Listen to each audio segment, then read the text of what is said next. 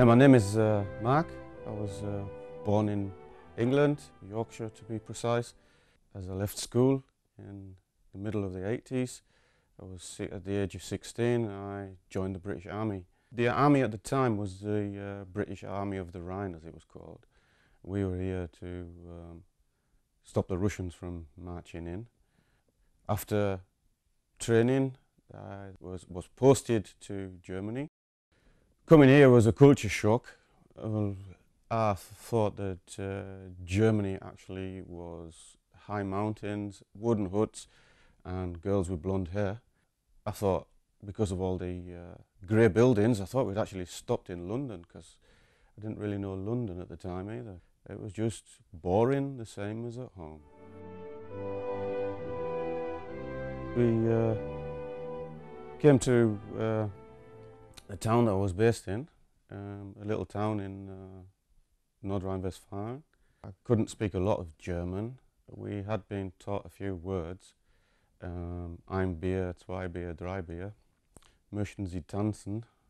It didn't take long though until I met a young girl in a disco, and shortly after that we got engaged. Moved in together in a flat, and later she became my wife.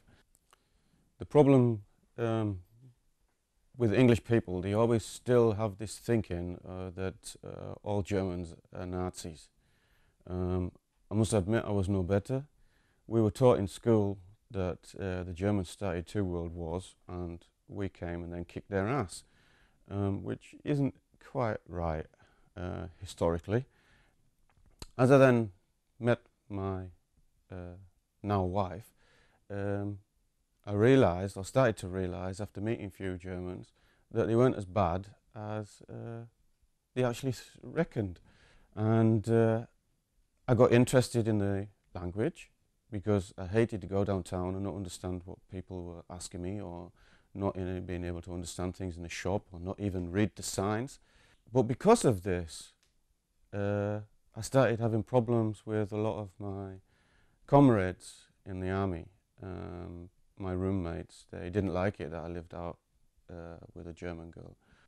Told her I was a Nazi lover, and that I should leave the army, and that I was a traitor, and sort of things like that. Then the problem was as well, my wife, or my girlfriend at the time, she was having problems with the Germans as well. They called her a NATO mattress. That was one of the kind things. Time went on, things started to get better, and the Cold War was over, and obviously we had to find somebody else to fight. So then I ended up in Northern Ireland, which wasn't very nice, and then I ended up in the First Gulf War, Desert Storm as most people know it. And after I got back from that, my then fiancée said that I should leave the army. I had to make the choice, either her or the army. It was a big decision to make, because as being a soldier with 16, I was then around about 23. I didn't know anything else apart from army life. I made this decision, and I chose the woman and decided to stay in Germany. Then trying to find a job, went to the Arbeitsamt, as you call it, a job centre, and they told me, that I should go home. And as I said, my wife was German. They said, "Oh, well, just take her with you. That's no problem." So anyway, I left the job centre without a job, obviously, and drove around for 3 days until I found myself a job, and then went back to the job centre and told them to stuff it. I learnt German by watching German television,